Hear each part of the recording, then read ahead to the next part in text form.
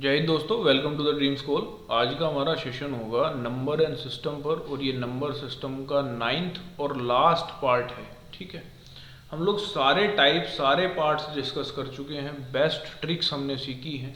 Option से direct कैसे hit करते हैं, वैल्यूज से कैसे हिट करते हैं, वो सारा कुछ हमने देख लिया है। यदि आपको बाकी पार्ट्स देखने हैं तो लिंक आपको डिस्क्रिप्शन और ऊपर आई बटन में मिल जाएगा।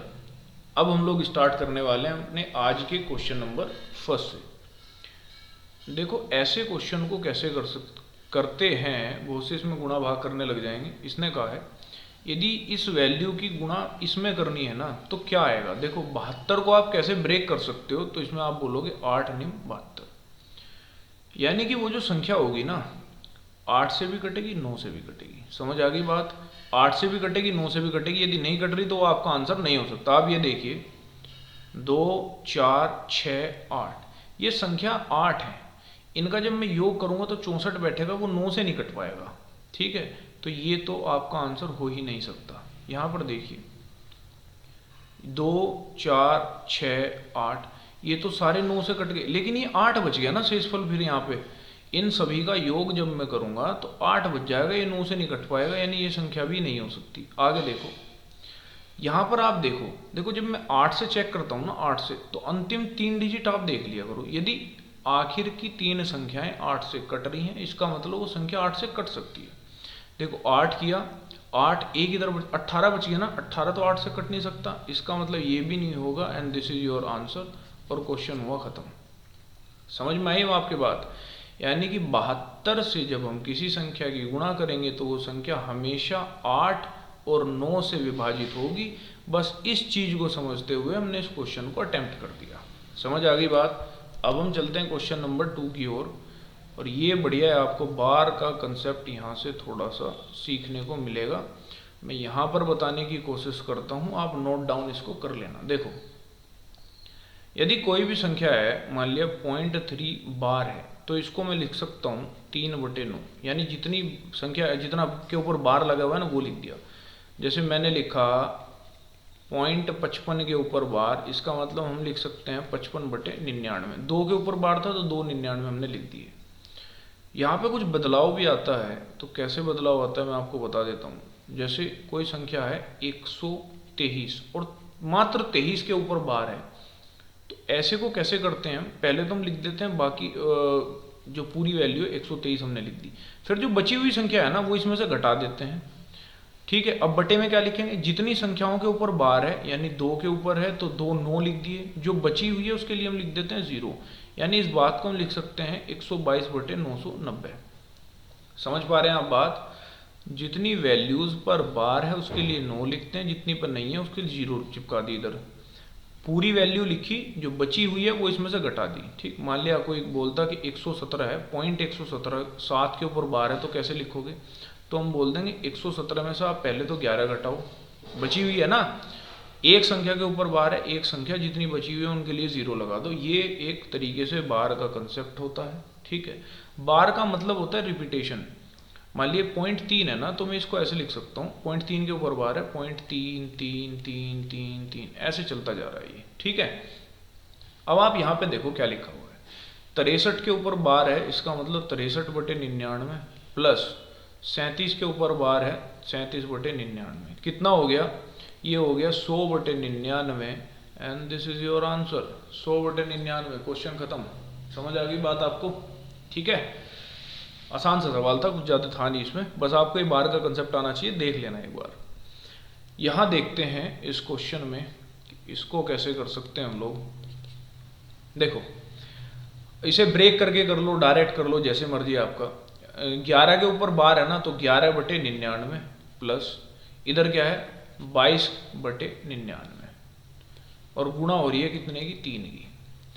आप काट भी सकते हैं, इसे कोई दिक्कत नहीं है। जैसे मैं काट दूं 11 निम 99, 11 दूनी 22 और 11 निम 99, कितना बच गया, आप बोल दोगे 1/9 प्लस 2/9, और इंटू कितने से हो रही है, आप बोल दोगे इंटू हो रही है 3 से। अब देखो 2 और 1 3 हो गया ना, 3/9 गुणा 3, 3 तिया 9, बचा कितना 1। Option number C is your answer, 1 इस सवाल का उत्तर हो जाएगा। ठीक है, देखते हैं क्वेश्चन नंबर 4। ये है हमारा क्वेश्चन नंबर 4। अच्छा, यहाँ पे थोड़ी सी ये मिस्टेक है, ये ना बार ना ये पूरे के ऊपर है, ये 3 और 0 ये पूरे के ऊपर बार लिखा हुआ है, ठीक है, पूरे के ऊपर बार लिखा हुआ है। अच्छा देखो, आप इस बात को समझ पा रहे हो, ये क्या है, ये 1.2 के ऊपर जाना, पॉइंट से पहले जो वैल्यू है इसका मतलब वो प्लस में, 1 पॉइंट ये 2 के ऊपर बार था तो उसको मैंने 9 कर दिया, यानी कि ये हो सकता है 11/9। देखो एक तो ऐसे ही रहा, प्लस में लिखा 2, ठीक है, ये 0.2 का बार था तो बार को हटा के ना मैंने 9 लगा दिया, ठीक बात है ना, ये आ गया 11/9। अब देखो इस बात को मैं लिख सकता हूँ 11/9 गुणा, यहाँ कितना हो जाएगा 3/99। 99 क्यों, क्योंकि 2 के ऊपर बार है, 11 से काटूंगा 99, ठीक है, और ये हो गया 3, यानी कि कितना आ गया 1/27। कितना आ गया 1/27। अब 1/27 को जब आप लिखोगे सही से या पॉइंटों में आप करके लिखोगे तो कैसे कर पाओगे इस बात को। देखो ये भी हो रहा है क्या 3 से डिवाइड, 1/27, 1/27। चलो पॉइंटों में निकाल लेते हैं, फिर देखते हैं इसको हम कैसे कर सकते हैं। पॉइंट 10 आया तो 0 लगा दी, ठीक है। अब कितनी बार चलेगा ये, देखो 27 है तो 4 तो चल नहीं सकता, 3 यदि हम करेंगे तो 0.037, ठीक है, और इसके ऊपर आ जाएगा बार, ठीक। और देखो ये यही बात लिखी हुई है, ये यही लिखा हुआ है 0.037 और बार, क्योंकि जब बार को हटाया तभी तो नीचे 3 9 लगा दिए ना, तो मैंने 27 को 1 को 27 से भाग करके देखा तो ये आया। तो ये ऑप्शन में डायरेक्ट ना लिख के इस फॉर्म में दे रखा है, तो आपका आंसर हो जाएगा ऑप्शन नंबर डी। समझ आ गई ना बात आपके, ठीक है। देख लेना आप इस क्वेश्चन को।